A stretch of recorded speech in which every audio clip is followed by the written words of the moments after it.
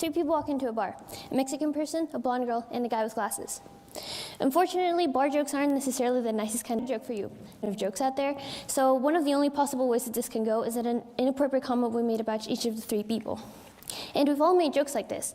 We've all made jokes based on unfair stereotypes and on assumptions based on how a person looks or how they act. And we expect the person who we're telling this joke to laugh. And often we do this without thinking of who the person is that is hearing it and how this will affect them. And the instant that someone makes a joke, we accept it as harmless, and we think that this kind of behavior is okay. We think that this discrimination and these assumptions are okay to do, and we just continue making jokes about it. But by doing this, we could dismiss people's problems and their issues, and we can even dismiss their humanity. For example, the stereotypical blonde joke, where a blonde woman or blonde girl is usually only seen as dumb. And there is a gigantic group of people who are just all taken and dumped together into a group where there is only one characteristic, and it's usually a very negative character, well, not usually, it's always a negative characteristic. And these people who make jokes like this turn right back around and then criticize that group of people for the negativity that has been imposed on them. And I can assure you, if you think of any stereotype, and then you think of any person put into that stereotype, they do not fit it at all. But then why do we think it's okay to do this? Why do we think it's okay to just clump an incredibly diverse group of people into that one negative stereotype and then criticize them for that negativity that has been put onto them?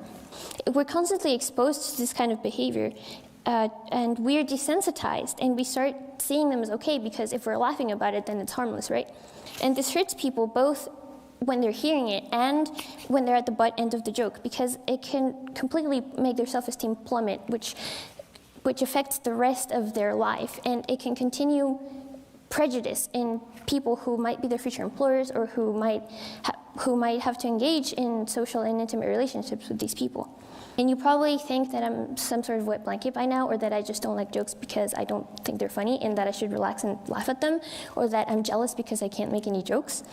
But the thing is that there's a difference between positive humor and negative humor. And negative humor is usually the one that belittles people and that perpetuates negativity against a type of person.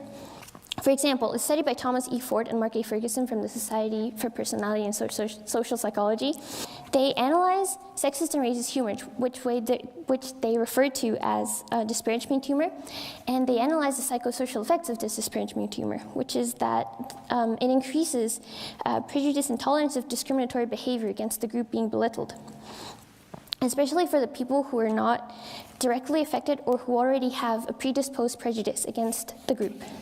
And this expands the boundaries of what Ford and Ferguson called the prejudice norm, which is a standard of tolerating discriminatory behavior.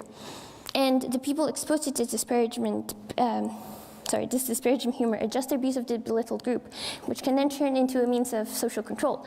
If the dominant group keeps making these kind of jokes that are sexist and racist, it can just perpetuate a negative attitude towards the group being made fun of.